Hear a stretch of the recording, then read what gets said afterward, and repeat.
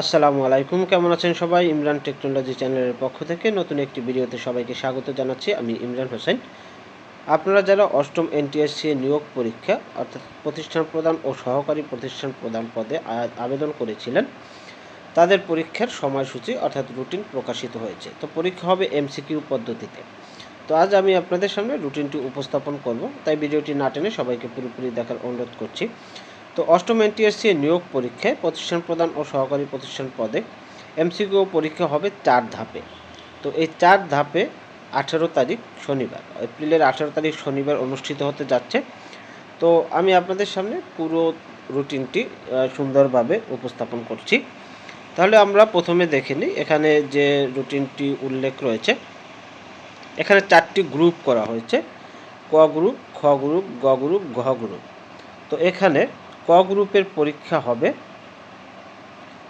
9টা থেকে 10টা, 1 ঘন্টা।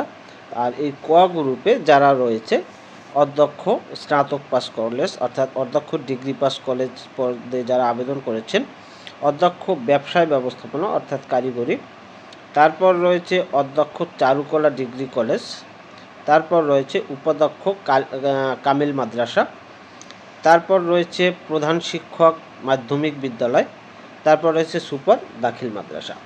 তাই এই যে আমি যে পদগুলোর কথা বললাম, এগুলো হচ্ছে সকাল 9টা থেকে 10টা পর্যন্ত এমসিকিউ পদ্ধতিতে 1 ঘন্টা হবে। তারপরে রয়েছে 11টা 30 থেকে 12টা 30।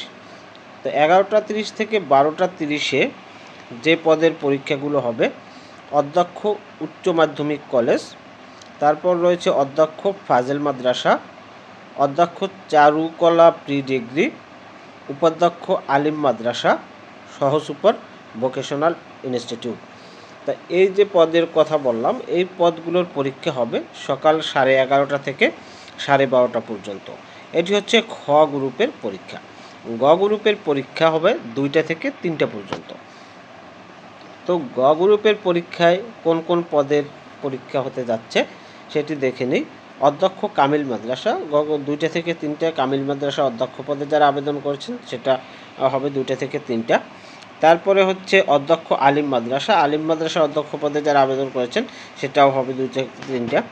অধ্যক্ষ উচ্চ মাধ্যমিক বিদ্যালয়, উচ্চ মাধ্যমিক বিদ্যালয় অর্থাৎ স্কুল অ্যান্ড কলেজে যারা অধ্যক্ষ পদে আবেদন করেছেন তাদেরটা পরীক্ষা হবে 2টা থেকে 3টা।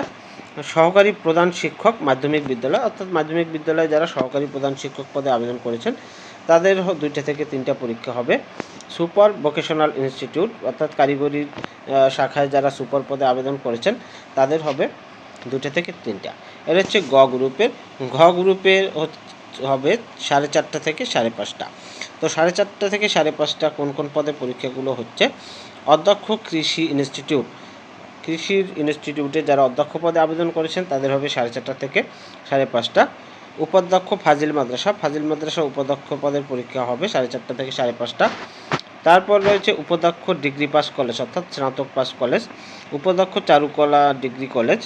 তারপর রয়েছে প্রধান শিক্ষক নিম্ন মাধ্যমিক বিদ্যালয়, নিম্ন মাধ্যমিক বিদ্যালয় যারা 8ম শ্রেণী পর্যন্ত যে বিদ্যালয়গুলো রয়েছে সেই বিদ্যালয়ের প্রধান শিক্ষক পদে যারা আবেদন করছেন তাদের পরীক্ষা হবে 4:30 থেকে 5:30।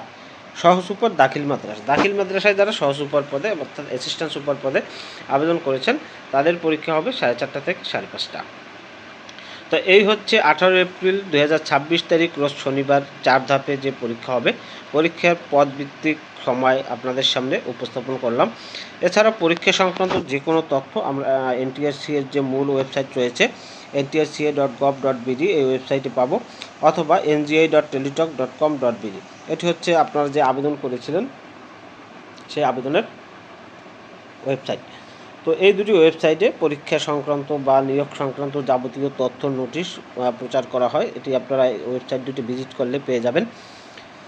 তো ভিডিওটি ভালো লাগলে অবশ্যই লাইক কমেন্ট শেয়ার করতে ভুলবেন না। আর আমার চ্যানেলে নতুন হয়ে থাকলে অবশ্যই চ্যানেলটি সাবস্ক্রাইব করে পাশে থাকা বেল বাটনটি অন করে রাখবেন। যারা অলরেডি সাবস্ক্রাইব করেছেন তাদেরকে অসংখ্য ধন্যবাদ। পরবর্তীতে শূন্য পদের তালিকা সহ বিস্তারিত রেজাল্ট এবং অন্যান্য সকল তথ্য এই চ্যানেলে আপলোড করা হবে। সবাইকে ধন্যবাদ জানিয়ে শেষ করছি। সবাই ভালো থাকবেন। আল্লাহ হাফেজ।